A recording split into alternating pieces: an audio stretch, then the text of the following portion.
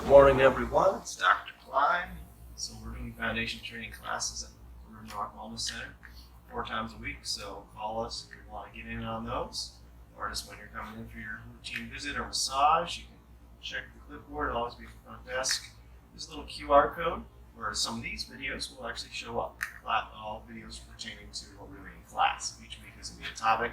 Each week we're always going to be working on decompression breathing process in different positions. So that's expanding the rib cage 360 degrees, lengthening the spine, and we're strengthening the muscles that do that.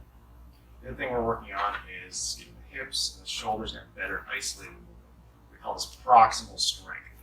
And this is going to help your knees, your ankles, your elbows, your wrists, everything. It's a global fix. We're working on everything at once. So you're getting a lot done in a short amount of time. So the goal is, from a week to spending 2 to 5 minutes every morning doing these things that really sets your day.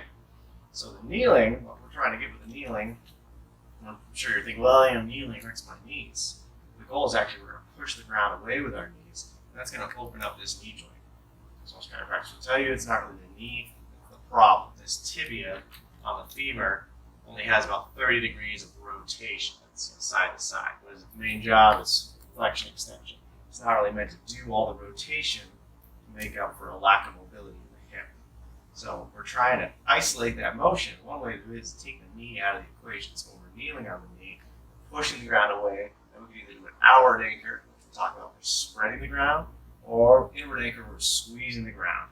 That's going to activate those inner thighs, stretch the outer thighs, and then any little subtle motion we do there, we're hinging in the kneeling position, is really going to be isolating the hip. And you're really going to feel all that musculature there. So we have a rotator cuff of the hip, which is designed to hold the hip in the socket, just like we have a rotator cuff of the shoulder. So you're going to feel a lot more in the hips, but you definitely get some shoulder motion as well. It's just nice having those knees down there working. So I'll run through that really quick, and this is what it looks like. So here it's like, oh yeah, weights in my knees, not so great. Getting the feet a little bit wider than the knees. What I'm going to do is I'm pushing into the ground. I'm trying to drive my knees through the floor, and then I'm also pushing out. That's an outward anchor.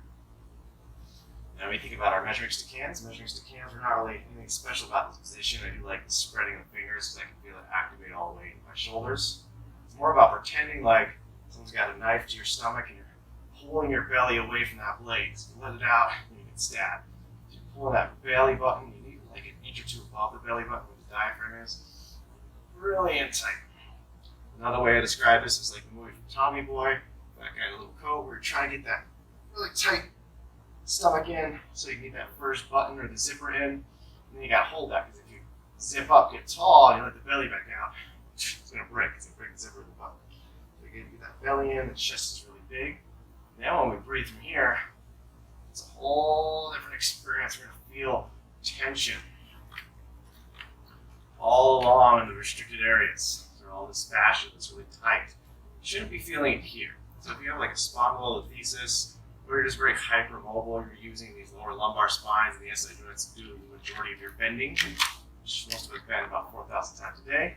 This is good for you. This kneeling position is really good for you. Because you're not going to be able to really use that lower back as much. I'm still, you can sure force it if you want to.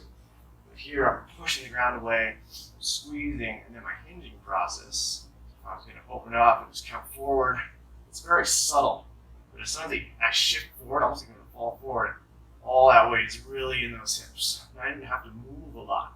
The standing position, even though it looks harder, it's easy to mobilize that low back and cheat, where you're actually doing yourself a disservice. Same with the knees. Actually, this is going to make those joints stronger because we're activating the muscle. We could say the same thing about walking. It's repetitive trauma. It's going to damage my arches and my hips over time. It doesn't have to.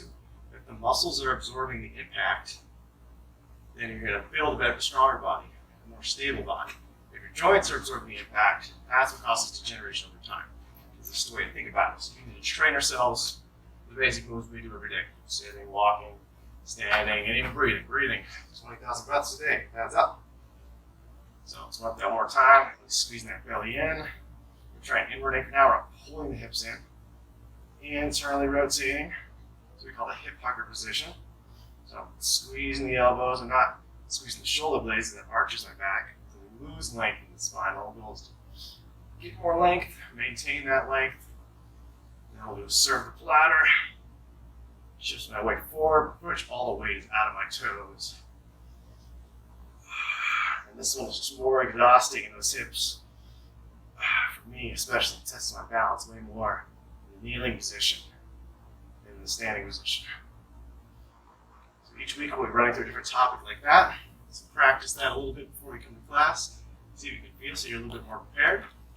Last 2 weeks we've been doing a lot of groundwork, laying, standing, and that's all to help teach you when we do standing. So we have the supine decompression. There's some videos on that. If you go to videos on our Facebook playlist, there's some listed there.